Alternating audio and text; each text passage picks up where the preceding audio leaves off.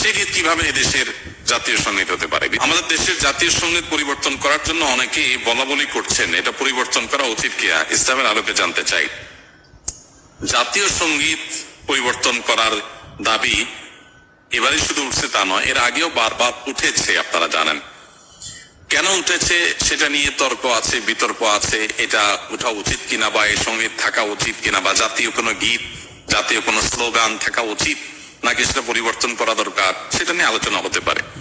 আমি সে আলোচনায় যাব, তার আগে একটু প্রাসঙ্গিক অন্য একটা বিষয় বলি। সেটা হলো যে দেশপ্রেমের নামে, দেশত্ববোধকতার নামে, দেশত্ববোধক কাজের নামে আপনি কোনো গীত, মিউজিক সংযুক্ত করে, বাদ্যযন্ত্র সংযোগে আপনি যদি কাউকে শুনতে বাধ্য করান, তাহলে সেটা তার স্বাধীনতার খর্ব করার সামিল, বিশেষ করে মুসলমানদের ক্ষেত্রে। কারণ ইসলাম যেহেতু বাদ্যযন্ত্র যোগে কোনো গান বাদ্যকে অ্যালাউ করে না, কোনো গানকে অ্যালাউ করে না, বিধায় আপনি দেশত্ববোধক গানের নামে, দেশপ্রেমের নামে আপনি আমাকে যদি এটা চাপিয়ে দেন, তাহলে এটা হবে আমার অধিকার লঙ্ঘন করা, আমার অধিকার খর্ব করা। সোজা কথা, দেশের সংখ্যাগরিষ্ঠ মানুষ যেটাকে হারাম মনে করে সেই কাজ আপনি দেশের মানুষের উপর চাপিয়ে দিতে পারেন না।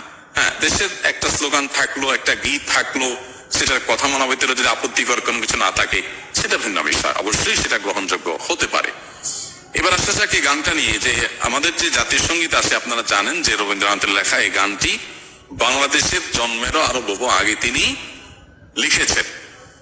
এই গীতটা মূলত বাংলাদেশকে কেন্দ্র করে লেখা হয়নি। বাংলাদেশকে কেন্দ্র করে যেটা লেখা হয়নি, সেটা কেন বাংলাদেশের জাতীয় সঙ্গীত হতে যাবে? এটা একটা বিষয়। আরেকটা বিষয় হলো, যেই গীতের মধ্যে কোথাও বাংলাদেশ শব্দটাই নেই, সেই গীত কিভাবে এদেশের জাতীয় সঙ্গীত হতে পারে? বিধায় আমি তো মনে করি যে এই দাবিটা অযৌক্তিক না, যে আমাদের জাতীয় সঙ্গীত পরিবর্তন